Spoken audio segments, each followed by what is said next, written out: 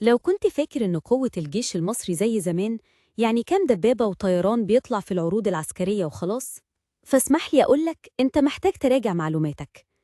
اللي بيحصل دلوقتي جوه الجيش المصري مش بس تطور، ده تحول كامل في شكل القوة. دفاع جوي يصد أي تهديد قبل ما يقرب من السماء، صواريخ تضرب من مئات الكيلومترات، ودرونات شغالة بصمت، وتنويع في السلاح يخلي أي عدو يحسب ألف حساب قبل ما يفتح بقه. والمفاجأة، كل ده بيحصل في هدوء، من غير إعلام، من غير طبلة، من غير صريخ.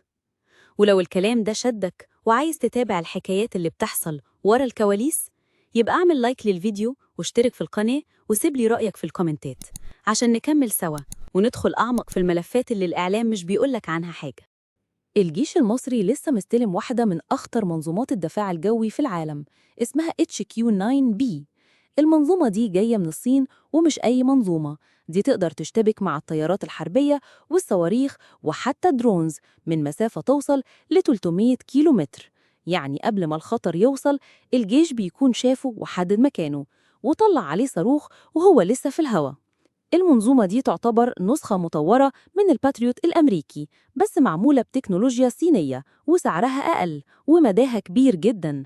وده معناه إن الجيش مش بس بيأمن سما مصر، لأ، ده كمان بيجهز نفسه لأي تهديد جاي من بعيد، خاصة بعد اللي حصل الفترة اللي فاتت من ضربات جوية وتوتر بين إسرائيل وإيران وتهديدات الطيارات المسيرة اللي بقت منتشرة في كل حتة. كان لازم يكون عندنا حاجة توقف أي تهديد من الجو قبل ما حتى يقرب من حدودنا. واللي أقوى كمان إن المنظومة دي مش بس بتشتغل لوحدها، دي بتقدر تشتغل ضمن شبكة دفاع جوي متكاملة. يعني ممكن تشتغل مع الرادارات المصرية ومع أنظمة تانية زي البوك والتور والإس 300 اللي الجيش بيستخدمها من زمان. ده غير إن في تدريبات بتتعمل على استخدام المنظومة دي، واللي بيشتغلوا عليها ضباط متخصصين من الدفاع الجوي، ناس فاهمة بتعمل إيه. فمصر دلوقتي عندها جدار إلكتروني صعب جدا حد يخترقه، وكل خطوة من النوع ده بتقول إن الجيش شغال في سكة التطوير الحقيقي، مش بس شكليات.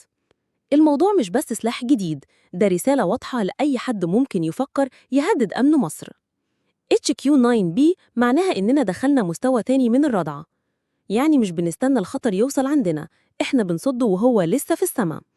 وده كمان يربطنا بحاجة مهمة، مصر دلوقتي مش بتعتمد على مصدر واحد في تسليحها. عندنا سلاح من أمريكا، روسيا، فرنسا، ألمانيا والصين. يعني عندنا تنويع في مصادر القوة، وده ذكاء استراتيجي كبير جدا. والتنويع ده بيخلي الجيش مش مربوط بسياسات دولة معينة. يعني لو دولة قررت توقف تصدير قطع غيار أو ذخيرة، إحنا عندنا بديل. وغير كده مصر بقت بتصنع حاجات كتير محلياً، زي الطيارات بدون طيار والزوارق الحربية وحتى أجزاء من أنظمة الرادار والدفاع الجوي. غير ال HQ-9B، الجيش المصري استلم مؤخراً واحدة من أقوى أنظمة الدفاع الساحلي في العالم، اسمه باستيون بي. ده نظام روسي بيشتغل على إطلاق صواريخ اسمها ياخونت أو أونيكس. الصاروخ الواحد فيهم بيطير بسرعات فوق الصوت، وبيوصل مداه لأكتر من 300 كيلومتر. يعني لو في سفينة حربية أو حاملة طيارات حتى فكرت تقرب من سواحلنا، في صاروخ طالع عليها بسرعة 2.5 ماخ، يعني ضعف سرعة الصوت تقريباً. الباستيون بي بيشتغل من على منصات متحركة، يعني مش ثابت في مكانه، يقدر يتحرك ويتخبى ويتغير مكانه بسرعة، وده بيخليه صعب يتحدد أو يتضرب. وده مهم جداً مع اللي بيحصل في البحر الأحمر وشرق المتوسط، خصوصاً إن في تنافس رهيب على الغاز والمواني والممرات البحرية. الجيش المصري بيأمن سواحله بالكامل، من أول رفح والعريش لحد مرسى مطروح وسيدي براني. يعني البحر ده كله متغطي ومراقب ومؤمن. من فترة قريبة مصر دخلت مجال الطيارات بدون طيار بقوة، واستلمت طيارة مقاتلة بدون طيار اسمها وينج لونج 2 من الصين. الطيارة دي مش مجرد درون للاستطلاع، دي طيارة مسلحة بالكامل، بتشيل صواريخ موجهة وقنابل ذكية، وتقدر تفضل في الجو بالساعات، ترصد، تتجسس وتضرب بدقة. يعني لو في تحركات مشبوهة على الحدود أو قافلة عدوائية ماشية في الصحراء، الدرون بيطير فوقهم بصمت، يراقبهم ويضربهم من غير ما حد يحس.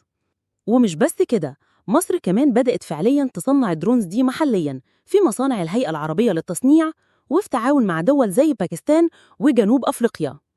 يعني مستقبل الحرب مش بس جنوب وسلاح تقيل، المستقبل فيه ذكاء صناعي وسلاح شغال من غير طيار وتكنولوجيا بتشوف العدو قبل ما هو يشوفك.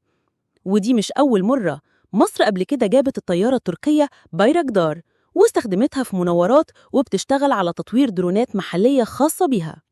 دلوقتي نتكلم عن سلاح الجو المصري واللي حرفياً بقى من أقوى أسلحة الجو في المنطقة كلها. وده مش كلام مجاملة، ده كلام تقارير عسكرية دولية. أول حاجة، مصر عندها تنوع رهيب في المقاتلات.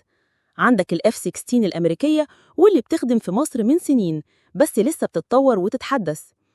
لكن الأهم إننا ضمنا مؤخراً واحدة من أخطر الطيارات الحربية في العالم، الرافال الفرنسية. الرافال مش طيارة عادية، دي طيارة جيل رابع ونص، تقدر تدخل معركة جوية وتضرب أهداف أرضية وتشتغل حتى في الظروف التشويش الإلكتروني. يعني لو في هدف وسط مدينة أو في منطقة محصنة، الرافال بتطير، تشوف الهدف بالرادار بتاعها، تضرب بصاروخ موجه وترجع من غير ما العدو يشوفها أصلاً. ده غير إن الرافال بتشتغل مع صواريخ زي السكالب EG واللي مداه يوصل لأكتر من 500 كيلومتر، يعني تقدر تضرب من بعيد ومن غير ما تدخل مجال العدو الجوي.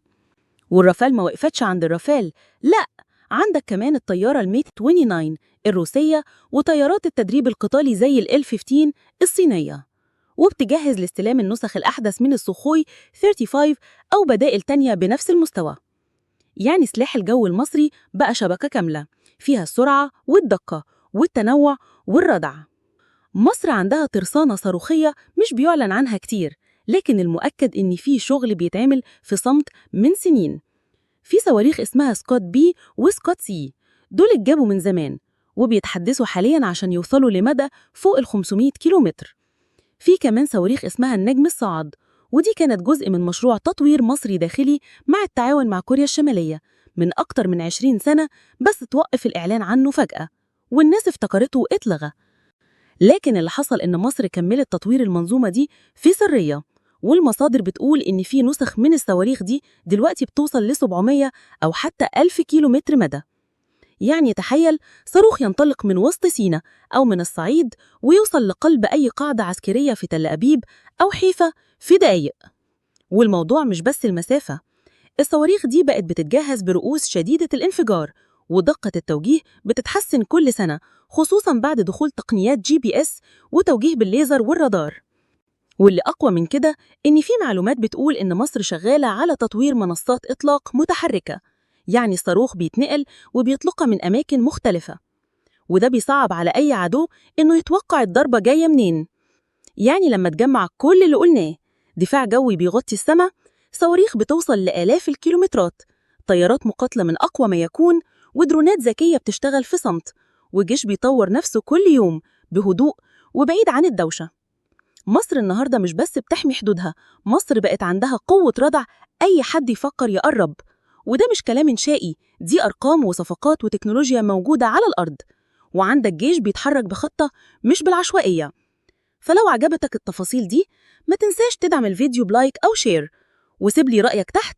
تحب المرة الجاية نغوص في سلاح الغواصات ولا نروح على المخابرات العسكرية؟